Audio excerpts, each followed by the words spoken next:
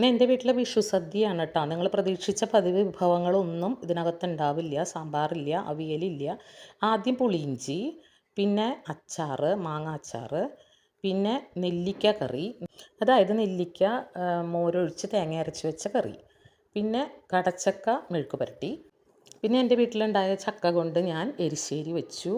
തേങ്ങയും ജീരകമൊക്കെ അരച്ചിട്ടുള്ള എരിശ്ശേരി. പിന്നെ അത് കഴിഞ്ഞിട്ട് കുറച്ച് ചീര, എൻ്റെ ഒരു ഫ്രണ്ടിൻ്റെ വീട്ടിലുണ്ടായ ചീരയാണ്, അത് ഇന്നലെ അവർ കൊണ്ടുവന്ന് തന്നു. ആ ചീര കൊണ്ട് ഒരു തോരൻ ഉണ്ടാക്കി. സാധാരണ സാമ്പാർ, അവിയൽ, ക്യാബേജ് തോരൻ അങ്ങനെയൊക്കെയാണല്ലോ പതിവ്. അപ്പോൾ ഇപ്രാവശ്യം അതിൽ നിന്നൊന്ന് വ്യത്യാസമായിക്കോട്ടെ, സാമ്പാറൊക്കെ ഇടയ്ക്കിടയ്ക്ക് വീട്ടിലുണ്ടാക്കണതാണ്. അപ്പോൾ വ്യത്യാസമാവട്ടെ എന്ന് വിചാരിച്ചിട്ട് ഞാൻ മാമ്പഴ പുളിശ്ശേരിയാണ് ഉണ്ടാക്കിയത്. മാമ്പഴ പുളിശ്ശേരി എല്ലാ വർഷവും ഉണ്ടാക്കാറുണ്ട്, കൂടെ സാമ്പാറും ഉണ്ടാക്കാറുണ്ട്. പക്ഷേ ഈ പ്രാവശ്യം എനിക്ക് ചന്ദ്രക്കാരൻ മാങ്ങ കിട്ടിയില്ല. അപ്പോൾ ഞാൻ എന്ത് ചെയ്തു, മാമ്പഴം വലിയ വലിയ മാങ്ങ വാങ്ങിയിട്ട് അത് പൂളി ഇട്ടിട്ടാണ് മാമ്പഴ പുളിശ്ശേരി ഉണ്ടാക്കിയത്. പിന്നെ ഒരു സ്പൂൺ നെയ്യ് ഒഴിച്ചു, പിന്നെ 2 പപ്പടവും വെച്ചു, പിന്നെ ഒരു കഷ്ണം പഴനുറുക്കും വെച്ച്, അങ്ങനെ ഞങ്ങളുടെ സദ്യ റെഡിയായി. അപ്പോൾ സദ്യ കഴിച്ചവർ ഒക്കെ വളരെ നല്ല അഭിപ്രായമാണ് പറഞ്ഞത്. നല്ല മാമ്പഴ പുളിശ്ശേരിയും ചക്കരിശ്ശേരിയും ഒക്കെ നല്ല സൂപ്പറായിരുന്നു എന്ന് പറഞ്ഞു. അപ്പോൾ നിങ്ങളുടെ വിഷു സദ്യയുടെ വിഭവങ്ങളൊന്ന് കമൻറ്റ് ചെയ്യണേ.